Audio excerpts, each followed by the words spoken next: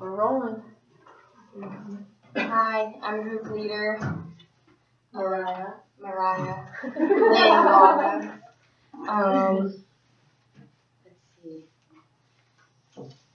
So after reading all your guys' posts, what I was thinking and reading through my section is like I thought back to like when I was in school and thought about my classmates and thought about my teachers and like to be honest, I never really I guess took an account of other like bilingual people or other students that were trying to learn English, but I have a lot of those types of people in my community where I grew up from, and I actually, like, now I think back to it, I feel like a lot of them were just like pushed aside, and I was wondering like in your communities, how when you think back, how do you think they were treated in your? When I think back to like school specifically, I can't remember there ever being like a specialist that worked with bilingual students or people who are, learning English. So I have no idea, which is probably not a good thing. That probably means there wasn't much support.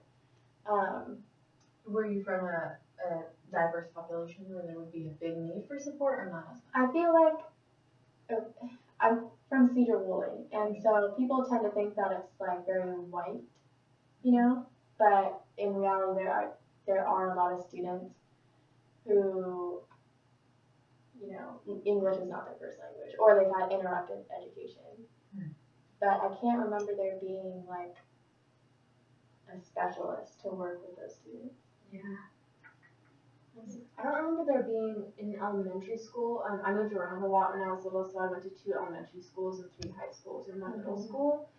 And I don't remember there being any ELL support in the elementary schools, but I remember there being ELL support in my middle school. But there weren't like high expectations for ELL students. It was mainly like they went to a separate room to learn English and kind of get support there. And then also like all of the general ed teachers would send tests to the one ELL specialist and they would kind of like dumb it down or modify it.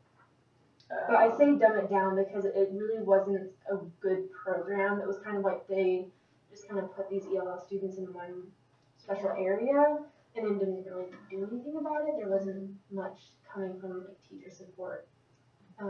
But in the last high school that I was in, there was a really, really good ELL program because we were like a first, I cannot remember for life of me what it's called. It's like first responder school. So like the moment that the students and the families move into a community from wherever they're originating from, like our high school was the first high school that they went to, whether or not they were in our district. So there were a lot of ELL students there, and I worked in the ELL department like as a tutor, and I felt like they were really looked after. There probably are more services in a school that specifically designated for that sort of purpose. And maybe like the school I went to just wasn't designated for that. I don't know. Yeah, like my high school like had none of that, and I just felt like a lot of Latinos were like separated from the rest of us, and I feel like in these chapters that we read, it was like language is like for communication, like not only just for like learning and stuff, and so there was a big barrier between us and them because they couldn't speak English and we couldn't understand, and a lot of them, fell out of school. Like a lot of them actually like played sports and just couldn't. Like they couldn't communicate to other people, and it was just. I never really thought about it back then. I don't know really about my school, what sort of services they have. I think that they did have an ELL specialist. Like I was telling Josie earlier that my sister is an ELL specialist in like the district next to where I went, and she has talked about like the ELL specialist in my district. But I don't remember really ever interacting with or hearing about the ELL specialists. It's like kind of after I graduated that I've heard about them, if that makes sense. But we did not have a very diverse population in my hometown. It's pretty white, and fairly well off. So there was which been interesting. Leaving and coming back, and anyways, different conversation.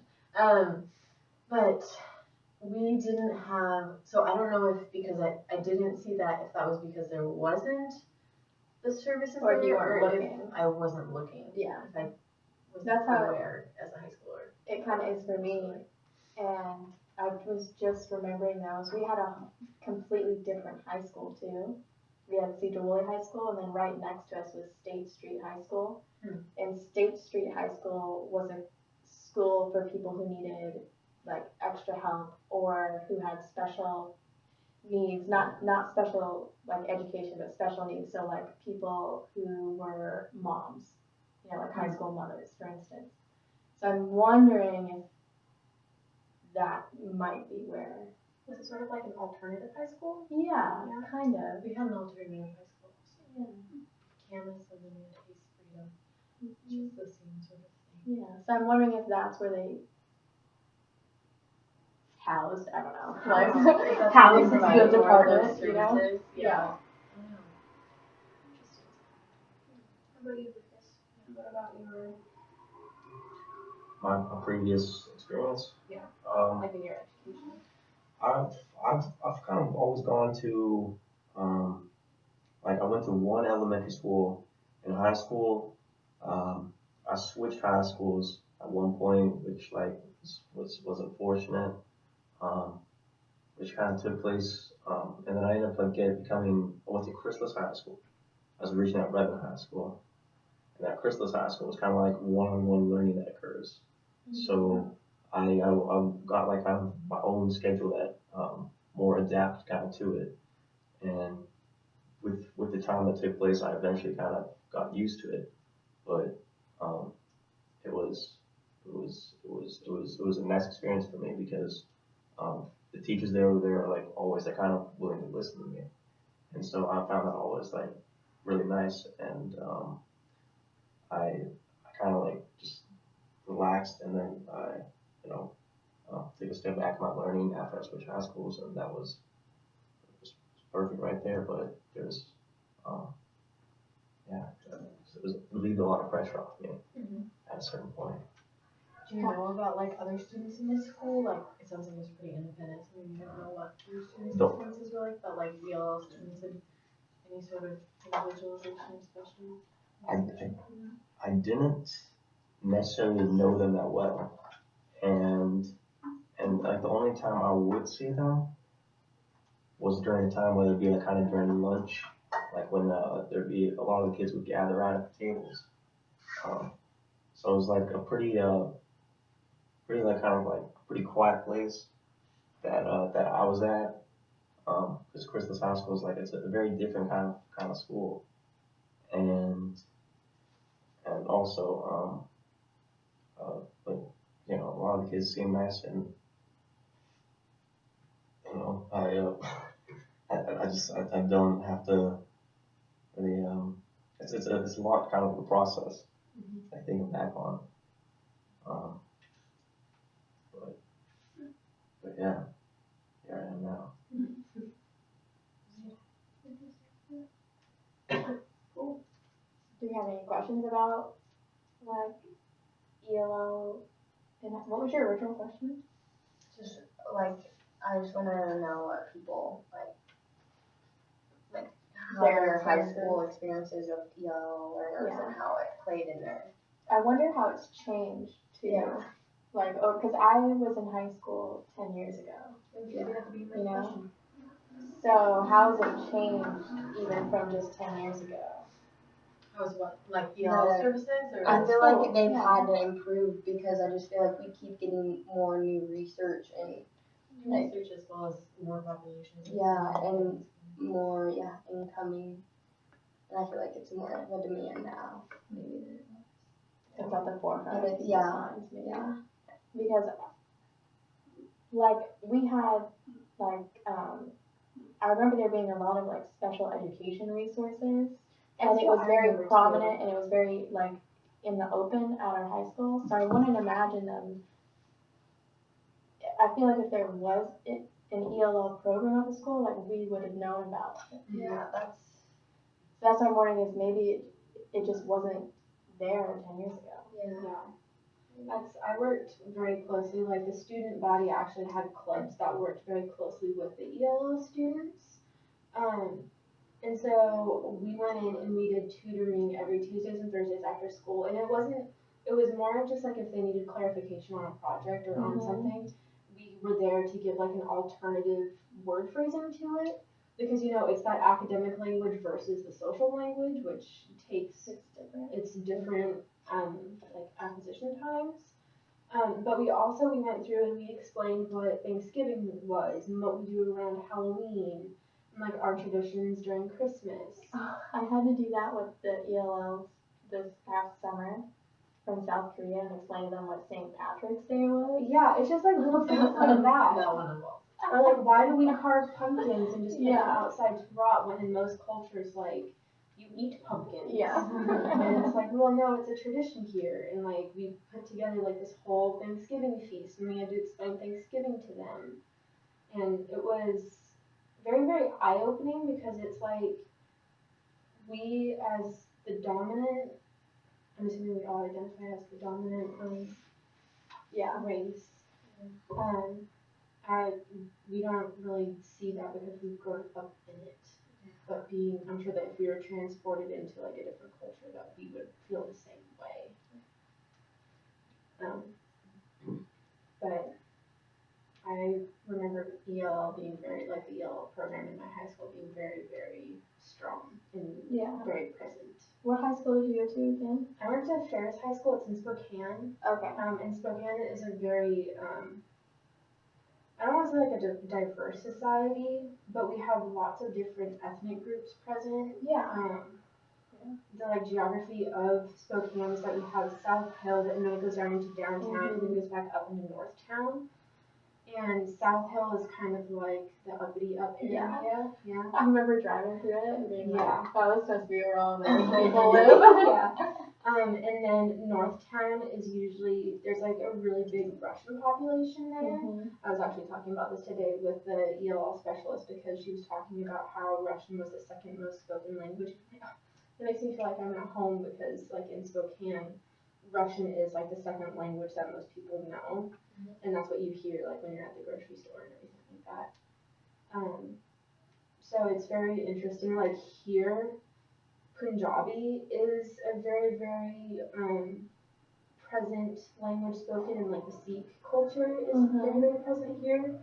So it's interesting to see like geography-wise, like where people are migrating to. And there's even like little pockets in Scouty County, for instance, there's like certain pockets that are like more Russian populated, Spanish or Latino, and then it's just interesting how communities like have all those little pockets. Do you have another question? One thing I was wondering about, getting us together a little bit, since we're talking about ELL services, I noticed in a couple people's posts, I think it was maybe yours and Mariah's.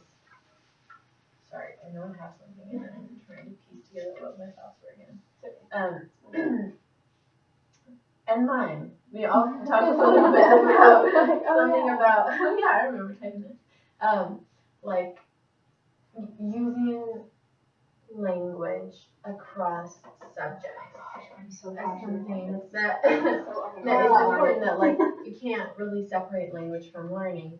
So we interweave kind of language learning through how we do math and through how we do science and kind of introduce language learning in those ways too. And it's interesting because I think that's really important because you said it, language is a part of the human embodiment, like it's just part of us, and so we can't separate it as like this is the time we learn language, this is the time we do math, because we learn language while we do math or whatever. Right. And I think that's really important. But one thing that I was reading about, I don't remember which part it was this week, but it was about the difficulty of that when it comes to testing, and how with standardized tests, that creates an issue in that if you create a math test with like this academic language, then you can't really test an ELL on their math content language if they're getting caught up on the grammar of the question or that kind of thing. Like, if they're getting caught up on the language or the syntax or whatever it might be,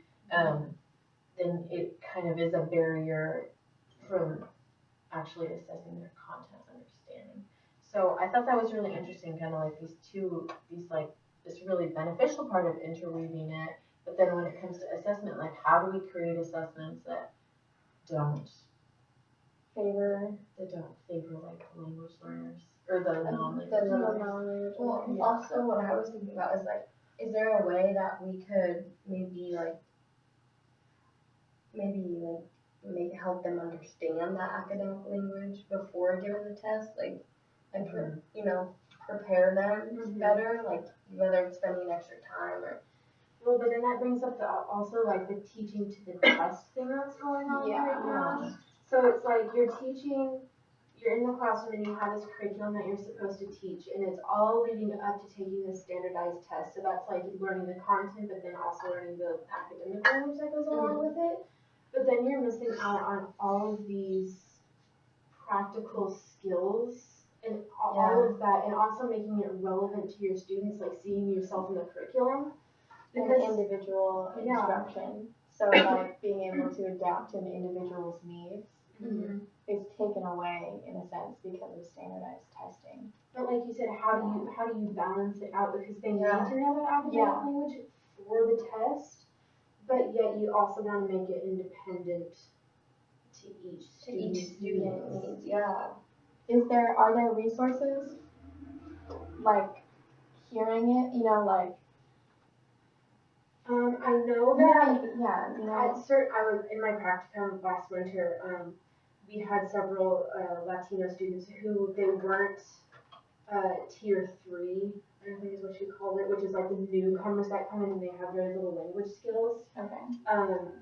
But they were still considered English language learners, and so they got special. Like they could raise their hands and ask the teacher to reword like whatever the question was. Like clarification. Yeah, and then I also know we had a student who was autistic in our class, and he had someone sitting like right next to her that he would read out the question for him or redo things. So I'm wondering if there's something similar to that with like maybe having aides. But like we were talking to Larissa today, she's one teacher for 133 ELL students. Yeah. So, and she doesn't get access. She doesn't get access to the test before her students take it either. Yeah.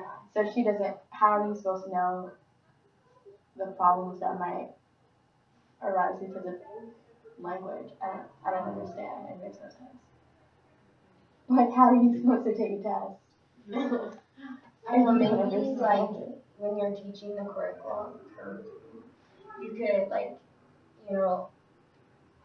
in some questions you could just simply break it down here and there, like by I don't know, like addition, like that can mean other things, like more than just adding, and like breaking that down, like in math, addition means adding, and adding is like. Like 3 + 3. Yeah, like just like breaking it down into smaller things to help them understand. The only problem is that like you don't know what language they're going to use on the test necessarily either, or or how they might just don't word get a it. story in a weird way that's like. They might know the content really well, but this random story about Johnny Appleseed is not relevant, and whatever. Because I remember even I'm sure we've all had test questions where we're reading it, and it's like, what the is this? What am I supposed to do here? And it's like, if I don't understand it, how can someone who's learning the language who isn't a understand it? native English speaker? I'm very against standardized testing because it's an unfair way of like grading someone's like educational progress. So then, like, I feel like that's very well known that standardized testing is not beneficial for everyone. Then why do we? I think it's because no one knows what else to To do. do, yeah, there's not like an alternative that's been presented. How do you have like a nationwide research of how everyone is doing, but have each test be like individualized for each student? Because if you have someone who is, say, really strong in like presentation skills, and that's how they do their like how you assess them in their educational progress, but then you have another student who is really good at like written tests. How do you compare the data from the two? As an example, like it's hard when each person's individualized. Also, like Right, because standardization pretty much creates a norm, and then like when you have that norm, that means you're basing everyone off of like this one idea of what is intelligence practically, and then of what makes you susceptible to pass the test. And I'm not really trying to like say much by all this, but I think it's because we're talking about how can also one even like prepare one for tests, and like likewise there are also a bunch of even like sports out there.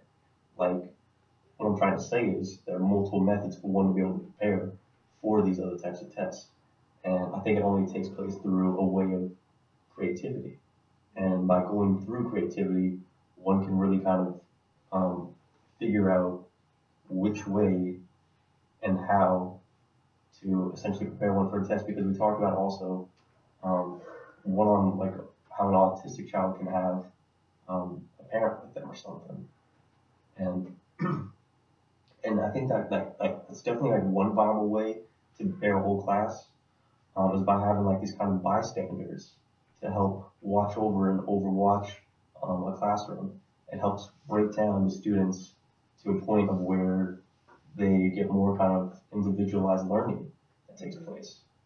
And I feel like individualized learning is the strongest key method that we could say that takes place in learning. Because I mean, one teacher with 133 students, that's too many.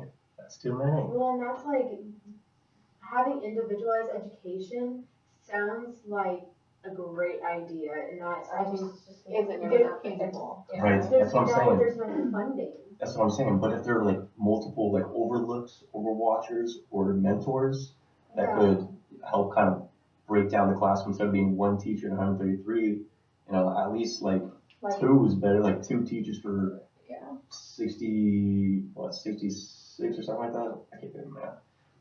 You know, is at least better than that.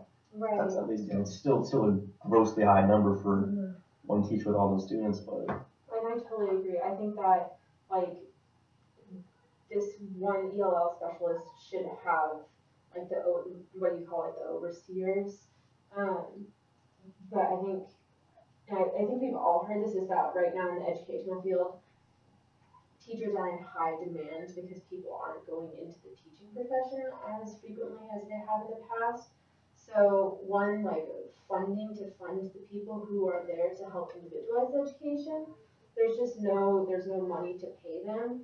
So like you could do volunteers, like I think, which is what the ELL specialist was talking about, and then to like training the people would also take time. And I think like the people who are higher up are like, well, one person can do 133 students, that's fine. And it's like, no, they're up here and they're not seeing the groundwork that's happening down here. So they're like, hypothetically, one person can do 133 students, when in reality they've never been in a classroom where one teacher has to be like overseer to 133 students, of which their native language is not English. Okay, and it's students who need extra support. Yeah. Who writes standardized tests?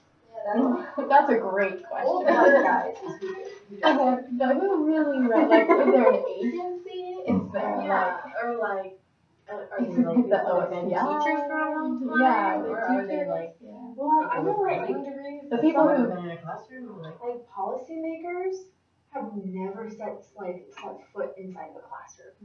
Why does So that why even are make they sense? making policies for something that they don't. They might get like a theoretical like what is supposed to happen in a classroom, but like in reality they don't know what teachers need.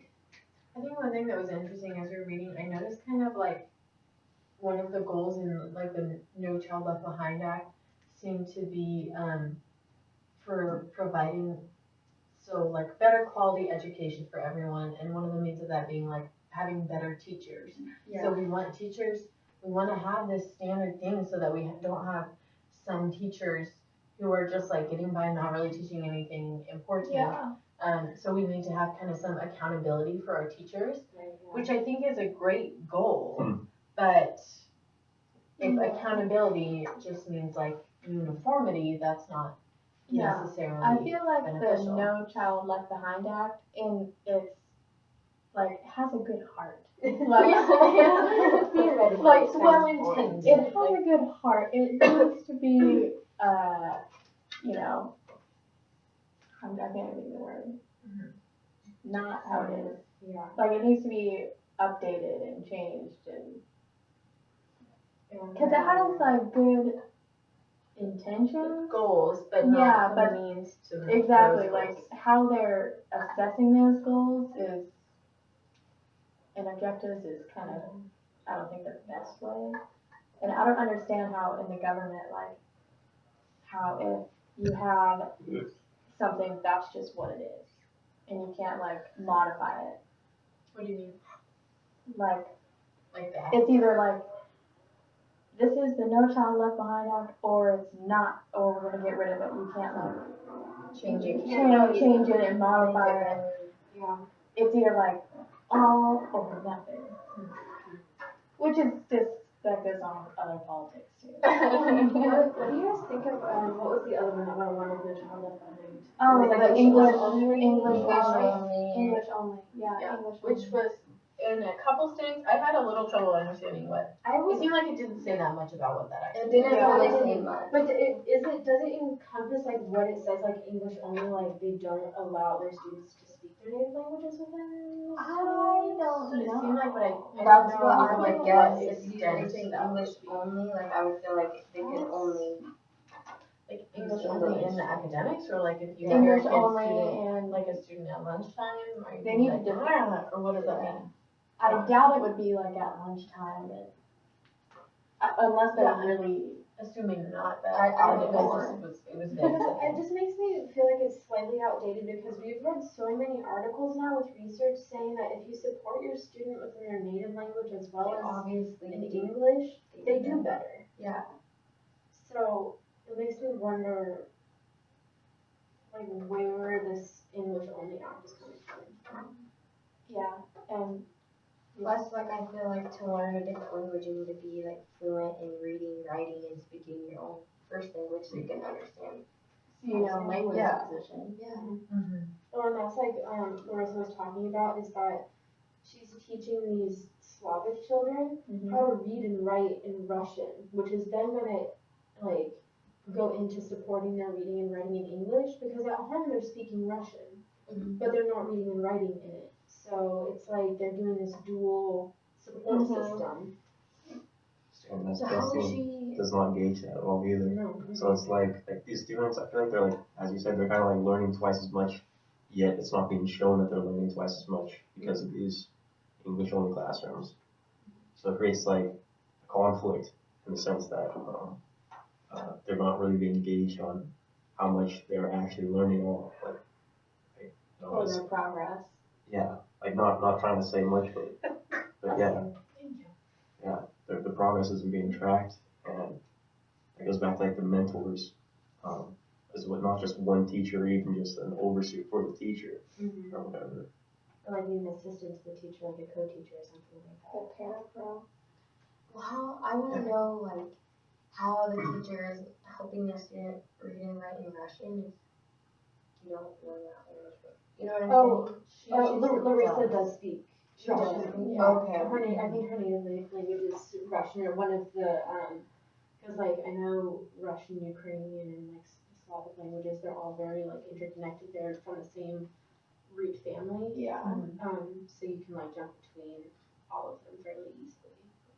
sounded like she had an accent, like one of those was her first language.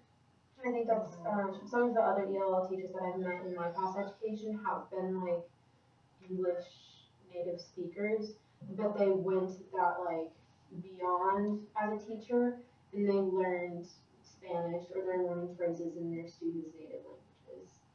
So they're not to the point where they're like tutoring kids in their native languages, but if a kid needs an alternative definition for something, then they're like, oh, well, it's like this in your language, and then that's like that support between the dual languages. Okay, so you can look it up. Yeah.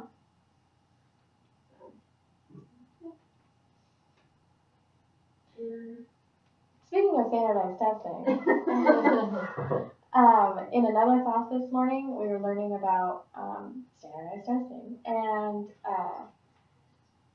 the people who score the test can beat anyone. Anyone Like, at least the standardized test that we were looking at, which is English, language arts. It was like a writing, I forget what it's called. Smarter balance test, maybe? Yeah. And the people who grade them don't have to be teachers, don't have to be, they can just. Do you need any sort of certification? I don't think so, but that was just the impression that I got this morning.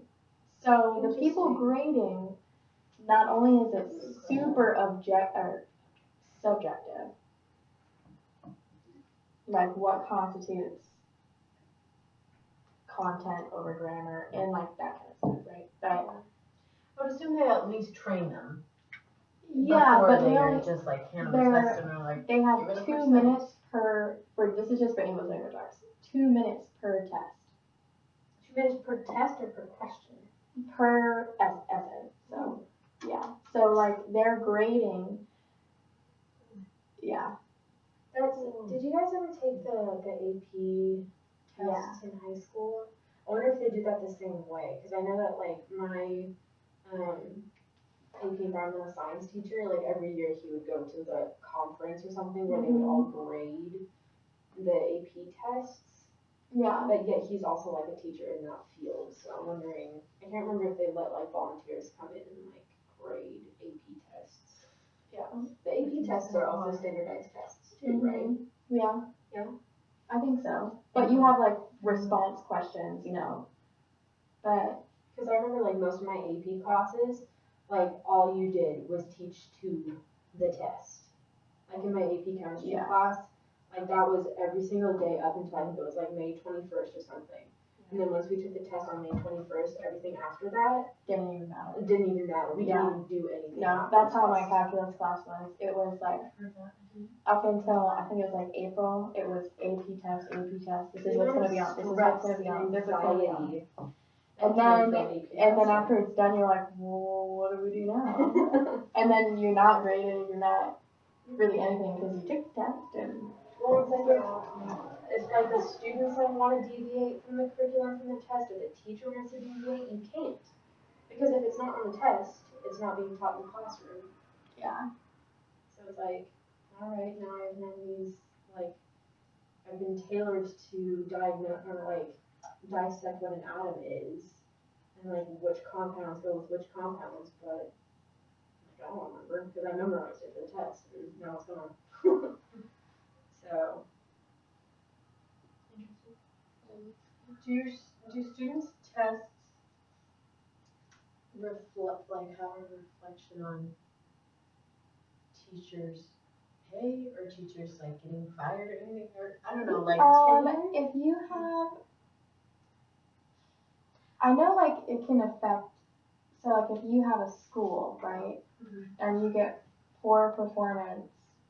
Ooh, that was something in the Yeah. tell us behind is that if there's poor performance or something, they can shut down the school. Shut down the school. Oh. So that's why the pressure is like.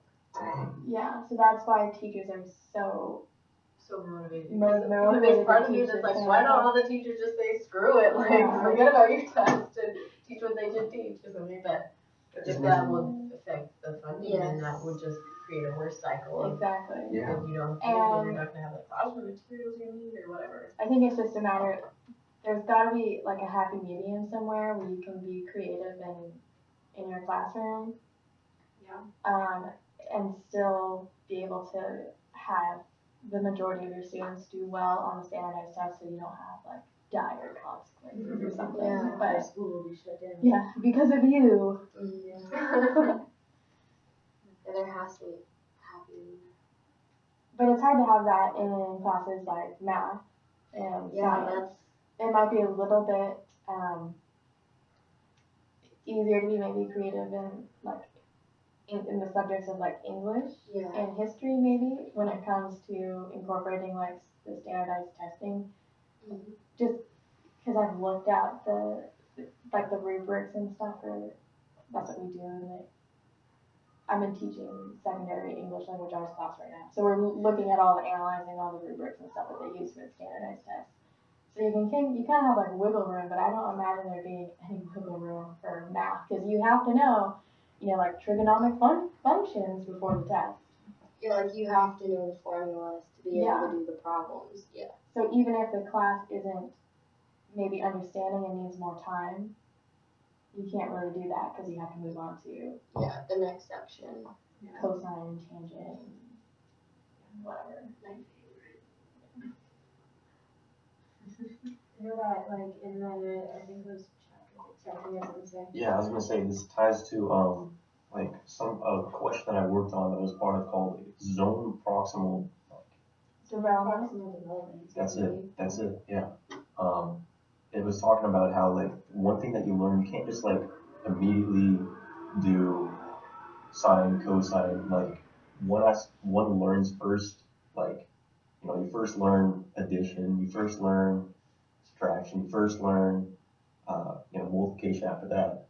One can't just like necessarily like I can't necessarily just like jump straight to plugging in e equals mc squared. You have to have a foundation. And so there's a process that takes place of a full rule structure, and that I feel like it's very interesting to learn that in learning because even as teachers, I even actually just met with someone today who was a fifth grade teacher. His name was Anthony. I'm in a Christian movie event when I was trying to go down to graduate school. So he ended up telling me about how one of the most difficult things in teaching is he's kind of telling me that one of the most difficult things in teaching is managing skills with parents, and I think that's one thing that has been discussed before. Is managing parents, and I'm like, this is one thing I feel like that will like totally relate to us, like if we're trying to be teachers or whatever, because I'm not trying to like really say much by this, but he was saying how like talking with parents and how like talking with them one-on-one, like if there's a kid that's like causing trouble in the classroom, like you talk to the parents, you meet with them, and you're like, hey, like Billy has been like doing like this like Billy's been saying like these awful things in class, and it's like I can't understand why he's like saying like these terrible things, and so like he'll talk with the parents and be like, what how can I help the student to help them kind of understand more about it, and it ends up being to a point of where it's just being respectful with the parents, and it gets kind of random based on like the students that are in the classroom and whatnot. So so yeah, I met with him this morning and it was nice. But I can't necessarily say that a whole lot was accomplished by it. Because we're planning on meeting next week, but this is kind of getting sidetracked at this point. Well, this kind of ties into that graph or table, right? That we were looking at.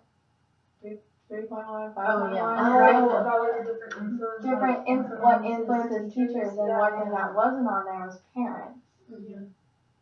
Should it be on there? Well, and like also bringing in like parents of students who speak English, but then also parents of students who don't speak English, because it's like I think the common misconception is that they don't care about their students' education, which is not true at all. So how do you, as a teacher, reach out to parents who have all sorts of different factors going on in their lives right now? Like they have work and they have children who they need to feed and they have all this stuff, and they do care about their children's education, but yet finding the time to like meet with a teacher who probably doesn't speak the same language that you do, and it's like sounds terrifying, but Yeah, yeah, I absolutely. still want my like child to like get an education in this land of like dreams and hopes that we moved to. So it's like how do I as a teacher help to like cross that bridge or like extend The olive branch. not necessarily the olive branch, because then that like makes it sound like there's an argument going on, but But like the The friendly I can't gesture. really. The friendly- There's like a phrase that I want to say, but now I can't remember what it is. It's like bridging the divide or something like that. I don't know. But yeah, that's like another factor that teachers need to. Like I think parents should have been in that 3.1.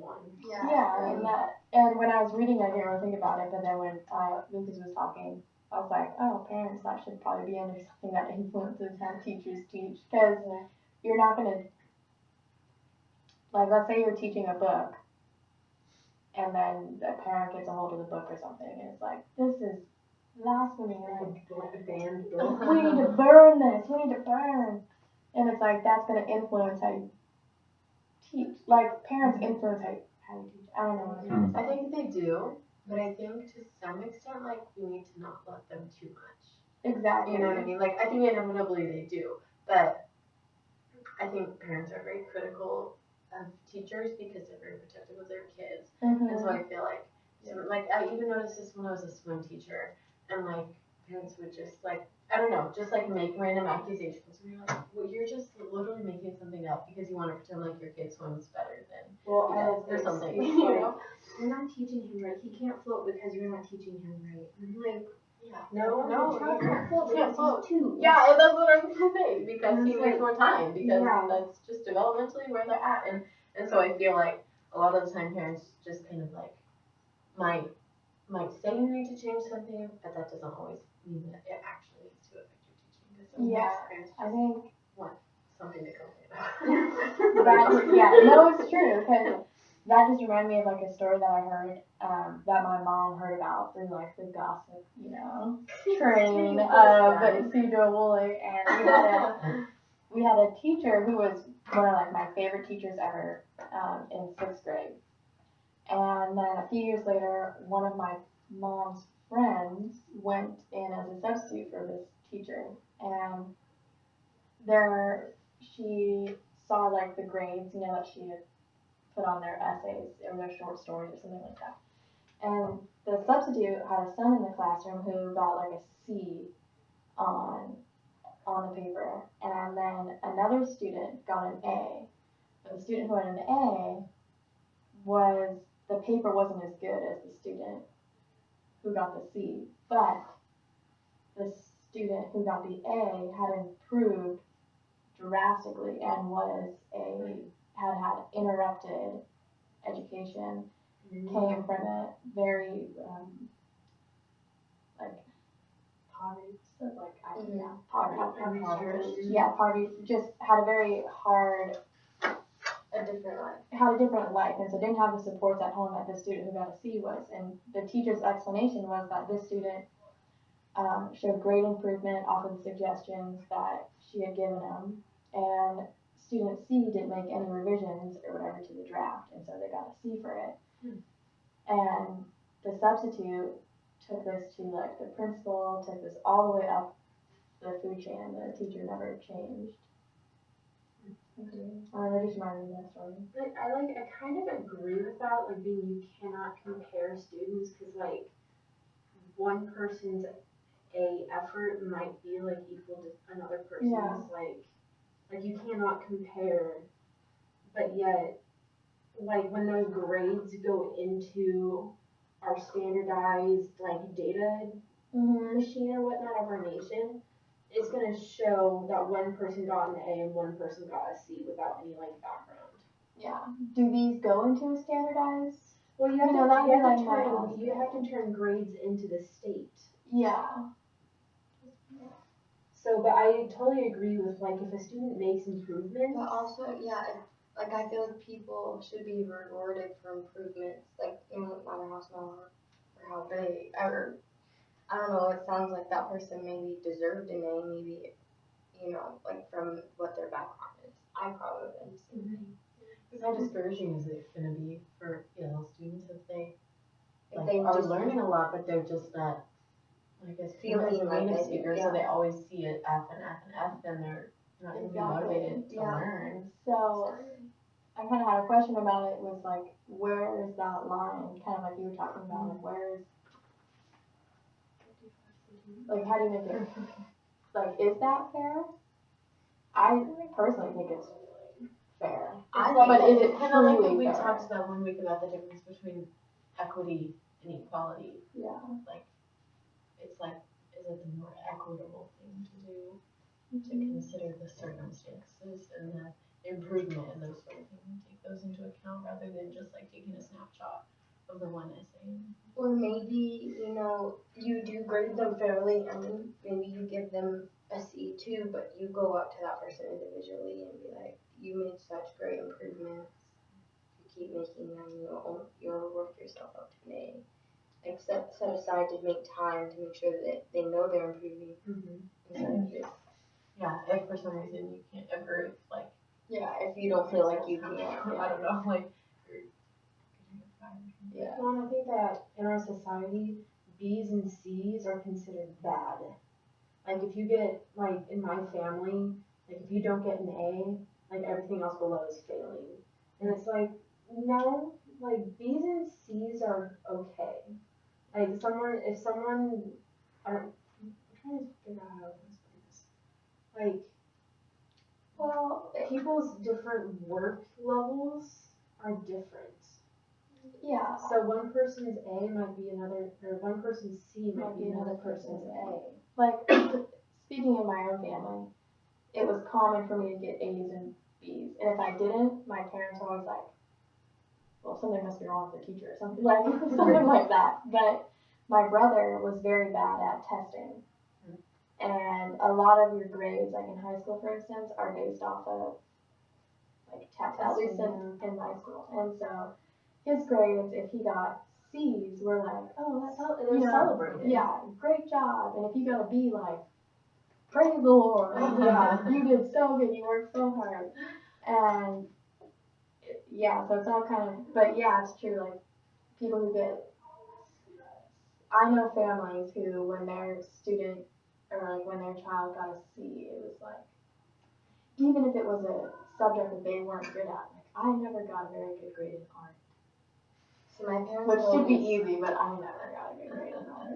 if I got a below a B, they'd be like, you need to fix it. Like they'd blame me. Like it'd be on me, like to go to the teacher, or be on me to get the extra help. Like it wasn't the teacher's fault. It wasn't the teacher's fault. It was always because you're not putting enough work in. Right. There's a cartoon of like a then and now type of comparison. And one of them is, it's like a parent-teacher conference, and there's the parents are there, and the teachers there, and the students there, and the parents are holding out like an F paper, and they're like, what are you gonna do about this, and like showing it to the student. And then the now one is like, it's the parent-teacher conference again, but the parents are showing the F to the teacher, like, what are you gonna do about this, like placing all of the blame on the teacher, which I think I just think, that's messed up. Like it's like totally changed now, and it's like, if your child is not going to show any effort, like I will support them in any way, shape, or possible that I can, but it's a two-way street. Can't write the paper score. I remember like in our math class, I was always super good at math, and then in 10th grade, that's when you take, back then it was the WASL. That's when we took the WASL. Holy. And I know. And in Idaho, we had the ISAT. And it was the only semester, because our math class was just semester because we had longer class periods. And and I think I got like a D in math, and I'd only gotten like A's in math before, and I remember that I could never quite catch up in the class because we were moving at like such a fast pace. And I think it has to do with the standardized testing because she was leading up. The teacher was teaching up until that standardized testing, making sure that we knew everything that was expected of us to know. But yeah, I got a D. Yeah, And then I got an A in tricks. I don't know what happened there. Well, we had an awesome discussion, but for sake of time, it's now Yes. 15 minutes. So I would just like to acknowledge that I was like not in most of this video because I was sitting back, but I am here. So Mysterious voice. mysterious voice. See you next week, Joey. See you next week. Okay.